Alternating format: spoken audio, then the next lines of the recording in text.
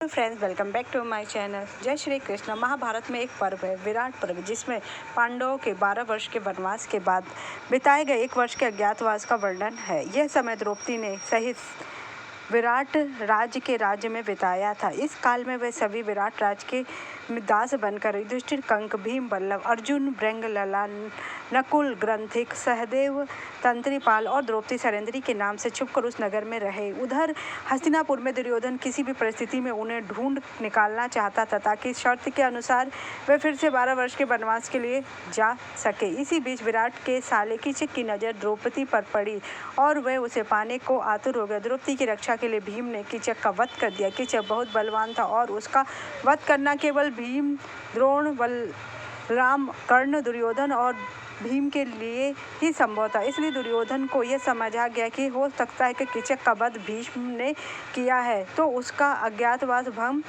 करने के लिए पहले दुर्योधन ने सुशर्मा को विराट पर आक्रमण करने को कहा। और जब कर्ण अर्जुन को छोड़कर से सभी पांडव युद्ध करने गए, तो दुर्योधन ने भीम के नेतृत्व में, भीष्म के नेतृत्व में दूसरी ओर से विराट पर आक्रमण कर दिया। ऐसी परिस्थिति में विराट का छोटा बेटा उत्तर सबके सामने अपनी वीरता का ढिंढोरा पीटता हुआ अकेला उनसे युद्ध करने को चला। अर्जुन जानता था कि वह उसके सामने एक क्षण भी नहीं टिक सकता, इसलिए वे भी उत्तर का सारथी बन युद्ध को चले। उधर रण क्षेत्र में पहुंचकर जब उत्तर ने हस्तिनापुर की सेना देखी, तो भय के मारे वह कांपने लगा। अर्जुन ने उसे पकड़ा और उसे समझाने या कि इस प्रकार भागना क्षत्रियों को शोभा नहीं देता। इस पर उत्तर ने पूछा कि जिस सेना में द्रोण, कर्ण, दुर्योधन और अश्वत्थामा जैसे वीर हैं और जिसका स्वयं गंगापुत्र भीष्म कर रहे हों, उसे किस प्रकार परास्त किया जा सकता है। इस पर भृंगलला रूपी अर्जुन ने उसे अपने अस्त्र शस्त्रों को पास लेकर उसे सत्य बताया कि वही अर्जुन है।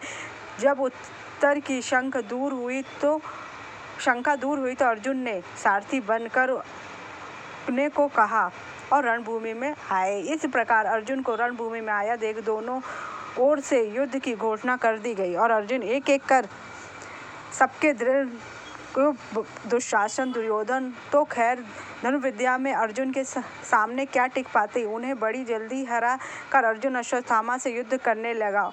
तो एक उत्कृष्ट योद्धा था, किंतु अर्जुन से पार नहीं पा सका। अर्जुन ने कर्ण को युद्ध में टक्कर दिया। बड़ी देर तक युद्ध चलने के बाद पश्चात कोई निर्णय ना हो पाए, किंतु अंततः अर्जुन ने कर्ण का रथ पीछे हटा दिया। इस सभी योद्धाओं से लड़ते हुए अर्जुन भी थक चुका था। इसी कारण युद्ध को जल्दी समाप्त करने के लिए उसने दिव्यास्त्र के प्रयोग का निश्चय किया। अर्जुन ने वहां उपस्थित सभी योद्धाओं पर सम्मोहन अस्त्र का प्रयोग किया, जिससे कुछ समय के लिए सभी की चेतना जाती है। उत्तर ने अपनी बहन उत्तरा के खिलौने के लिए कुरु योद्धाओं के वस्त्र लाने का वचन दिया था, इसलिए अर्जुन ने उसे सभी योद्धाओं के अंग वस्त्र लाने का आदेश दिया। महाभारत के विराट पर्व में इस बात का वर्णन है कि जब अर्जुन भीष्म पितामह को भी अचेत देखता है तो उसे विश्वास नहीं होता है। भीष्म अजेय थे, उन्होंने आज तक एक भी युद्ध नहीं हारा था। यहाँ तक कि उनके गुरु विष्णु अवतार परशुराम भी उन्हें परास्त नहीं कर सके थे। विश्व में जितने भी दिव्यास्त्र थे, उनका पूरा ज्ञान भीष्म को था। इसलिए उत्तर को कौरव सेना की ओर भेजते हुए अर्जुन कहते, हे उत्तर, तुम जाकर दुर्योधन के लाल, कर्ण के गुलाबी, दुशासन के काले और अश्वत्थामा के नीले अंग वस्त्र ले आओ। आते हुए मेरे गुरु द्रोणाचार्य को प्रणाम करना और उनके वस्त्रों को हाथ मत लगाना, किंतु तुम भीष्म पितामह के निकट मत जाना। मेरे बाण उन्हें मूर्छित नहीं कर सकते।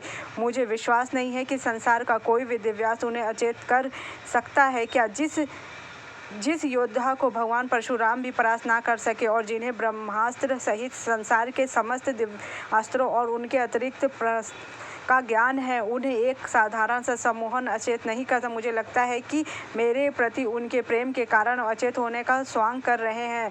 भगवान रुद्र के अतिरिक्त उन्हें कोई भी परास्त नहीं कर सकता। अगर वे क्रोध में आकर युद्ध करेंगे तो स्वयं देवराज इंद्र से भी परास्त नहीं हो सकते, तो फिर मेरी क्या शक्ति है उनके आगे। बाद अर्जुन की आज्ञा से उत्तर भीष्म गुरु दौड़ के अंग वस्त्र नहीं लाता है और प्रार्थना करता है कि अर्जुन उन सब का वध कर दे, किंतु अर्जुन निशस्त्र योद्धाओं की हत्या करने से मना कर दे। थोड़ी देर बाद सब मूर्छा दूर होती है तो दुर्योधन भीष्म से कहता है कि पांडवों का अज्ञातवास भंग हो गया। इस पर भीष्म कहते हैं कि उनका अज्ञातवास आज से 1 माह पूर्व ही समाप्त हो गया, किंतु दुर्योधन ना मानने पर आगे की कथा सबको बताता है। भीष्म पर्व भी वर्णन करता है। यहाँ तक कि जब महाभारत में अर्जुन शिखंडी की आड़ में लेकर भीष्म को धराशायी कहें तो उस पर समय भी अर्जुन अपने आप को धिक्कारते हैं, पर भीष्म कहते हैं जिस प्रकार तुमने विराट युद्ध में मुझे परास्त किया उसी प्रकार युद्ध में भी तुमने मुझे परास्त कर दिया है। जानकारी अच्छी लगी तो मेरे चैनल को लाइक कीजिए, सब्सक्राइब कीजिए, शेयर कीजिए। जय श्री कृष्णा।